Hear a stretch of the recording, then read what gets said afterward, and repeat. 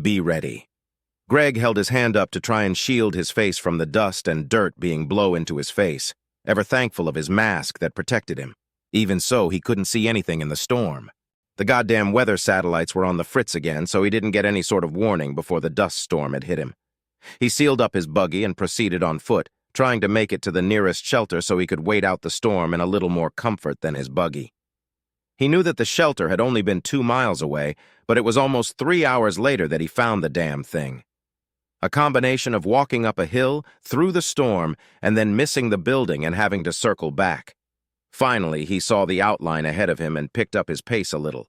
He quickly tapped his code onto the keypad, and as the slid opened, he squeezed through the opening sideways and quickly hit the button on the other side to make it close behind him. This way, he let in as little dirt as possible.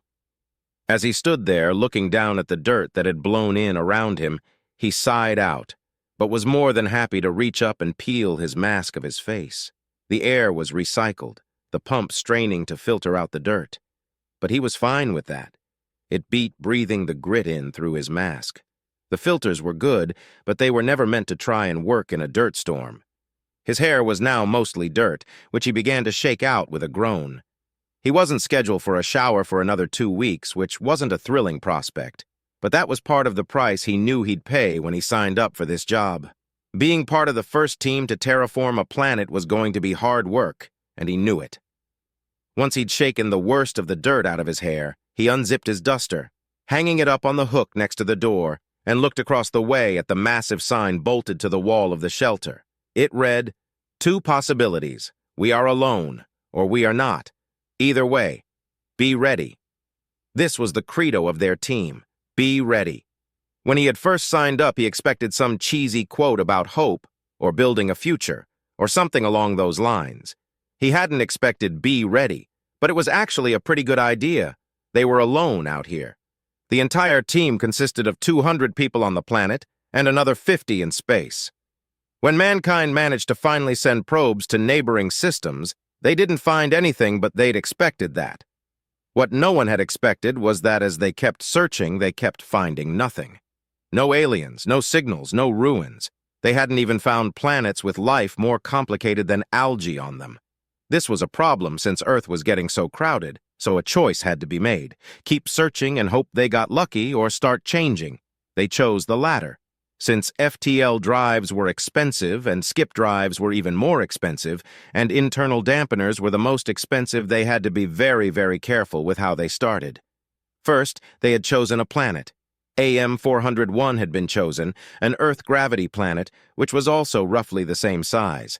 The atmosphere was weaker, and the oceans had a fraction of the algae and plankton found on Earth, with nothing bigger living in it. Not to mention the weak-ass moon, an ugly, misshapen captured asteroid just half the size of the moon back home. They called it the kidney bean. After they picked the planet, they had to pick the team. 250 people had been handpicked from various backgrounds and specialties to fill every job they'd need. They'd launched off several cargo drones with nothing but automated systems to touch down on the planet, and then a single ship with life support. Of the 250, all but 5 were put into cold sleep. The rest had to keep everyone alive on the 4-year trip to the planet, and it was a one-way trip since they couldn't carry enough fuel to make it back. Once there, they'd woken everyone up and split everyone across the planet. 250 people to monitor all the automated equipment that had been set up on a planet the size of Earth. That was all they could afford to fit on that one life-sustaining ship that was fast enough to get here in 4 years. An additional 100,000 people had been loaded onto a massive sleeper ship and sent out with standard FTL drives set to arrive in 50 years. And another 5 of those ships were set to arrive 5 years after the first one showed up. This team had to have the planet capable of sustaining life in that time. And while 50 years sounded like a lot, they had a lot of work to do. AM-401 was a nearly dead planet with barely any plankton, some algae here and there, no grass, no trees, no plants, nothing. They had to strengthen the atmosphere, start growing plants, and seed the oceans with life. In 50 years. On top of all this, they had to fight the environment, boredom, and of course entropy. They all knew that some of them would die before the colonists arrived, and those that survived would have very little life left to enjoy their work once they were done. But this was a volunteer program. They knew what they'd signed up for. The atmosphere generators were spaced out around the planet with teams of 5, and the 50 in space were split up among small ships to start building orbital stations and satellites. Everyone else had to patrol a sector of ground or ocean and keep everything working. The massive seed crawlers, chem sours, and river carvers had to be maintained and regularly checked to make sure their programming held. He had Territory 88, which consisted of the western portion of one of the northern continents. It was roughly the size of the Pacific Northwest back on Earth, and it was his little patch of land all to himself. He didn't have an atmosphere generator in his section, and the person assigned to patrol the ocean along his coastline was based on an island, so he hadn't seen another human face-to-face since meeting up with Lucy from Sector 87 on New Year's 6 months ago. They were allowed 1 alcoholic beverage apiece, and he'd given her a rock shaped like a fish that he had found.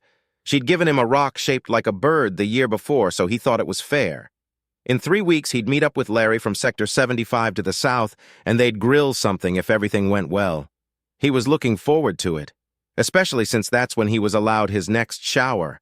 They had to ration clean water until the ocean seeding was done and they could start irrigation and water treatment. And the atmosphere was still too weak to permit rain, so all the water just sat in the ocean. These were just a few of the reasons he figured be ready were the creed of the mission. They needed to make sure they didn't program the machines wrong, that their courses were correct, that they didn't slip up and roll their buggy down a cliff, anything like that. If they hurt themselves bad enough, they were fucked, so he had to be ready to prevent it from happening, or be ready to fix it on his own. He was at least 3 days' drive from the nearest person, and that was in good weather. With this storm raging, he couldn't even call for help. So for now, he sighed and looked around his shelter. The 2 bunks were where they were supposed to be. He walked up to the cupboards and opened them, picking up a list from the wall. Canned corn, beans, meat, beets, soup. Everything was as he left it last time he used this shelter. Setting the list back, he walked to the sink, pulling one of the 2 glasses he had from a shelf and holding it under the faucet before turning it on. He ran it for a few seconds, held up the slightly grainy-looking water with a frown, and then pulled his analyzer from a belt. It beeped after a second, informing him the water was the same as before. So he shrugged and took a sip of that grainy tap water. Well, he'd been ready. Then he groaned and sat down one of the 2 chairs around the small table and listened to the howling wind outside. He wished he'd been able to bring his music. The computer on the ship had been corrupted, and to everyone's dismay, they'd lost almost all the programmed music. One of the techs had managed to save the phonograph files for music before 1950, although no one knew why it was in the computer in the first place. So people had broken protocol and got some of the mission's 3D printers to make up basic record players and clay records. The clay records didn't last long, but they could always make more. This planet had plenty of mud after all. The director hadn't protested, because you could ask humans to live in near isolation for 50 years. But if you asked them to do it without music, they'd mutiny. For now, his records were in a sealed box in his buggy, and he was left alone in the shelter with the wind. Greg let out a slow, heavy sigh and kicked his feet up on the table, listening to the howling all around him. He had been 25 when he entered cold sleep. He wasn't sure if the 4 years in cold sleep counted, but he'd been at this job for 5 years now. 45 years to go. He'd be 75 when the first sleeper ship arrived. He'd probably be dead, but he didn't mind if everything went well. When he was alone and bored, he liked to close his eyes, picturing his sector of this planet. Where would people set up their towns and homes? He figured that one bay would be popular. What would they call the town? The mountains further north would be great for skiing, humans living on a planet orbiting another star. It made him smile, but his quiet was suddenly interrupted. Something tapped the wall of the shelter. He opened his eyes and looked over with a frown. Had the wind gotten strong enough to toss rocks? He heard it again. Clank, clank, clank from behind the Be Ready sign. Greg stood up, unsure what he was hearing. Clank, clank, clank. Clank, clank, clank. Something was tapping on the outside of the shelter, moving along the wall, then the other as it got closer to the door. He stared at the internal keypad and quickly tapped in a command to lock it. Then he stood back as the tapping sound got closer. Clank, clank, clank. Finally, the sound tapped on the door. Was it someone else on the mission? Lost in his sector? They'd have told him they were coming over, right? Clank, clank, clank. The sound was right on the other side of the door. The keypad was out there. If it was human, all they had to do was type on it, and he'd see from his side. But no one used the keypad. Clank, clank, clank. The tapping got louder along the door. Greg gulped and looked over his shoulder at the sign. Be ready.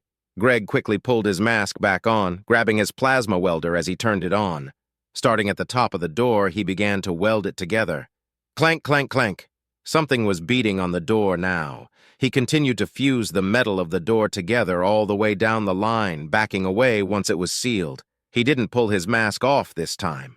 Clank, clank, clank. The sound was stronger than ever, as something very firmly knocked on the outside of his door. Something that had found him in a dirt storm on a planet that was supposed to be void of any native life bigger than plankton. Greg was breathing hard through the dirty filters as he stared at the door. He was the only human in a few thousand miles.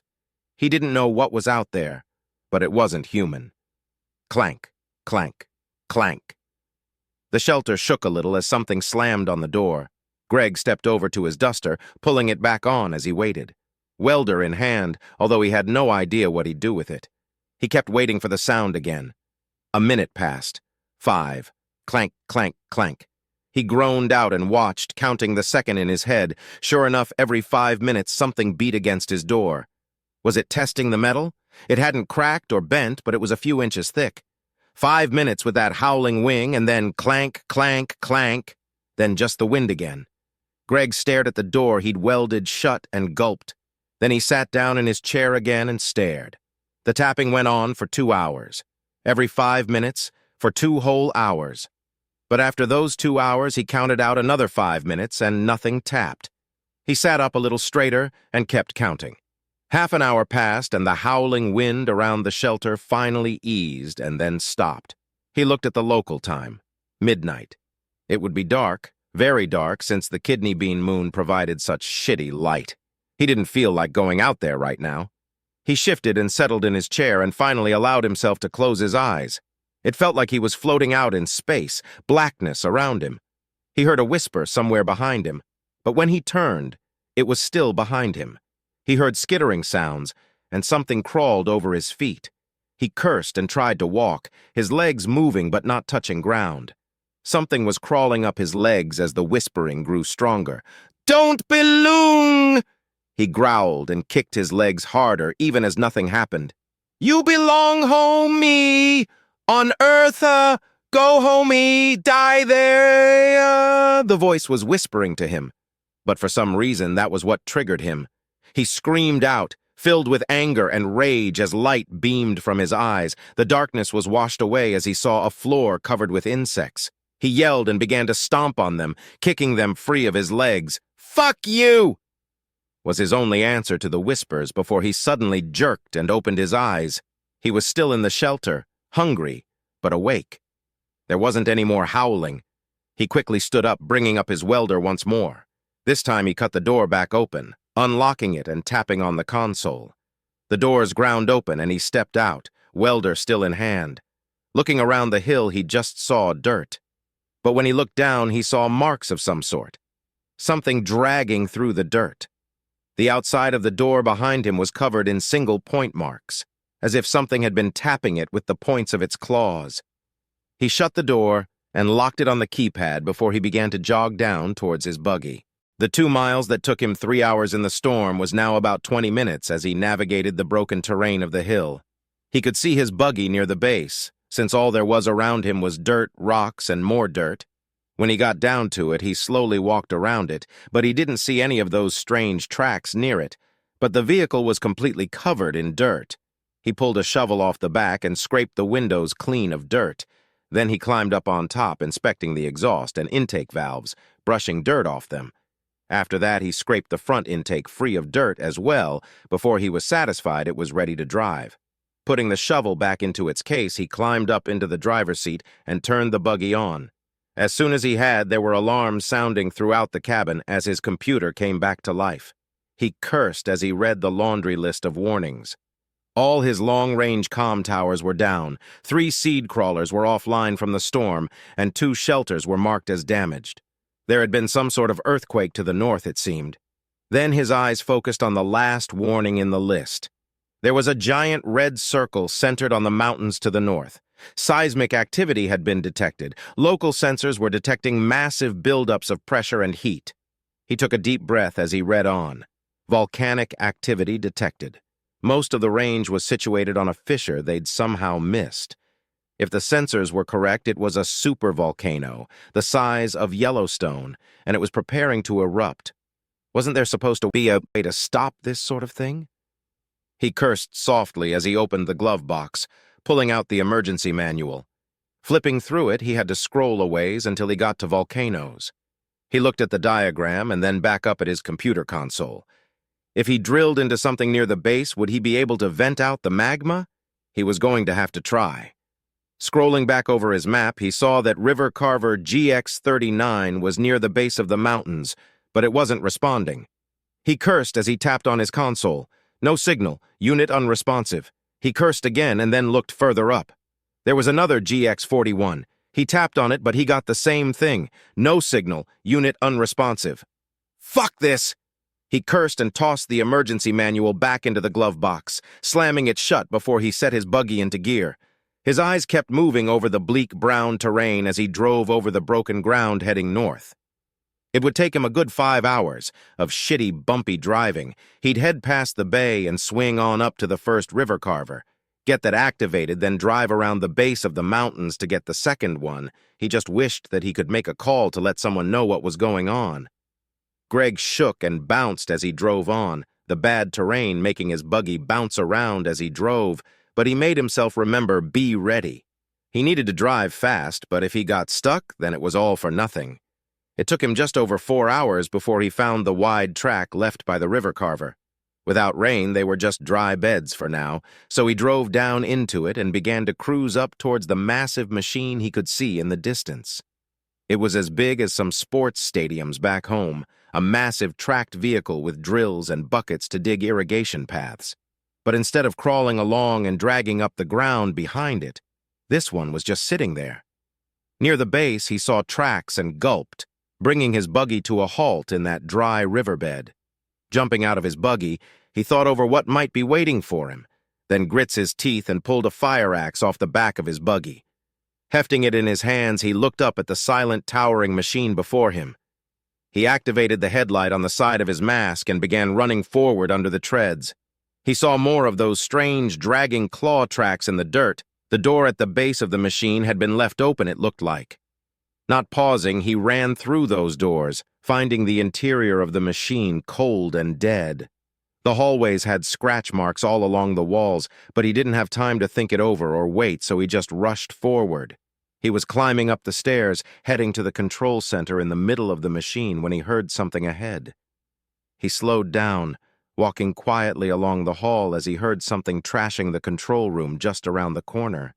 He closed his eyes for a moment and secured his grip on the fire axe and then charged. Inside the control room was a creature trying to tear apart all the computer consoles it could. It had legs. Way too many legs, but a fat slug-like body pressed to the deck, 2 long claws extending from another set of limbs further up towards its head. When it turned to him, he was looking at 4 black eyes arrayed around a circular mouth full of teeth.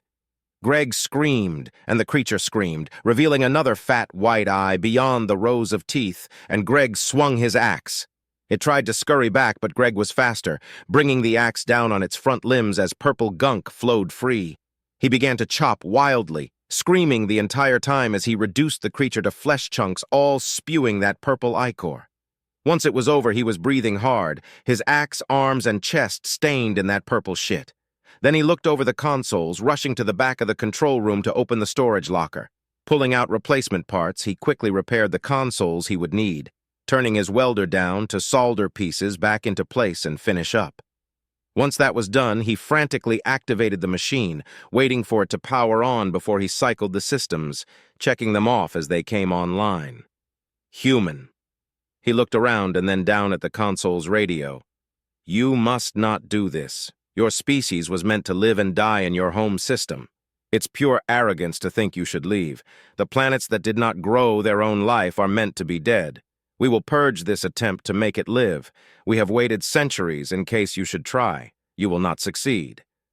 Greg didn't even pay attention. He was already getting the machine running and setting what he figured would be its last task into the automated computer before it started to rumble forward towards the mountains ahead.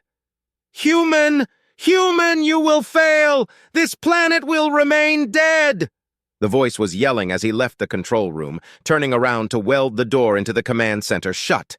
Rushing back down and out of the crawler, he slowed, hefting the axe in his hand as he scanned the area. Be ready. But nothing stirred, aside from the machine above him. Quickly, he jogged back to his buggy, tossing the axe into the passenger seat and climbing in. As the machine began to rumble forward, he was already picking up speed, driving east, to swing around the bottom of the mountain range and up to the second river carver. His radio picked up a signal and he turned it on. Human, you need to He turned it off. He drove for another 2 hours down and around the edge of the mountains. He could see the smoke rising from some of the peaks as he checked his computer. The first river carver had started to drill, but he didn't know if one hole would release enough pressure. He kept driving up and over the hills and ridges, skidding around rocks and bouncing along as his stomach growled heavily at him. He could eat if he survived this. However, as he crested a hill, he saw another of those slug spiders, and it saw him just as his buggy slammed into that fat body. Purple smeared up over his windshield, and he cursed, swerving as he felt his buggy turn and roll. Quickly, he grabbed the axe with one hand, trying to hold it down as the vehicle rolled over and over and over. When it came to a stop, he was upside down, groaning as he unfastened his restraints and then kicked the door open. He crawled out with his axe in hand, but saw no more of those creatures. The machine was in the distance, and the smoke pouring from the mountains was growing thicker. Reaching back into his flipped buggy, he pulled out his supply crate, strapping the box to his back and making sure he still had his welder before gripping the axe in his hands and running forward. He saw more of those tracks near the base of the machine and ran inside the open doors, but one of those creatures was waiting. It lunged at him from the darkness, knocking him onto his back, the supply crate propping him up. It hissed and snapped at his face, but he held his axe up, keeping it from getting to him. He couldn't force it off, though, so he had to press up with his axe with one hand and quickly shove his welder into the thing's face. It didn't have time to pull back before he turned it on, and it screamed for a second as its face blistered and burned. It twitched and jerked, and Greg cried out as one of those claws sank into his shoulder before it fully died.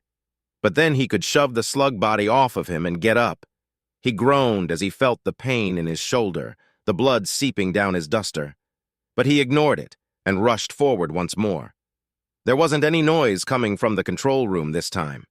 But as he charged into it, he saw the damage had already been done. Before he could look behind him, though, something slammed into his supply crate. He staggered forward and was pulled around a little by the straps on the crate.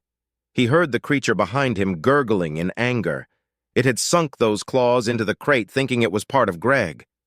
Quickly, Greg pulled free of the straps and turned as he swung his axe, cleaving the thing's head off in a single swipe. As it slumped, the purple ichor spewed out, but he was already shoving it into the hall and closing the door to the control room. The parts were scattered all around the room, and it had found the spares in the back. He looked it over and cursed. He could fix the main components, but there was no way he'd get the automated systems back up. He just shook his head and pulled parts from his supply crate, starting to fix the control room back up.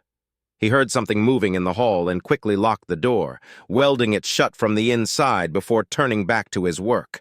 There was hissing as the creature slammed into the door, but it held. Once he got the systems back up and running, he turned it on and the machine hummed to life. Quickly, he started moving it forward, drilling into the base of the mountain.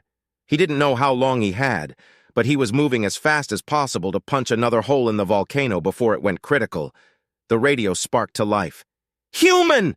You can't do this! You have to leave the planet dead! Only gods can create life! You're committing sacrilege!" Quickly, he turned the radio off and drilled into the mountain. Soon, there was nothing but the floodlights on the machine itself looking ahead into the drill's path as he cut through the stone, looking at the computer console to aim the thing where it needed to go. In half an hour, he'd drilled a hole the size of a stadium into the mountain. Ahead, he could see the steam coming off the rocks. The barrier between his hole and the molten rock beyond was very thin. Thinking it over, he started to back the machine out, knowing the pressure would break the barrier and the lava would come pouring out soon enough. He backed the machine out, but as he started to turn it away from the hole and up the mountain out of the path of the lava, something loud snapped and broke somewhere in the machine.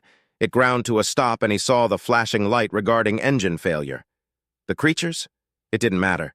Soon the hillside would be covered in molten rock. His buggy was flipped, this machine wouldn't budge, and running on foot would be suicide.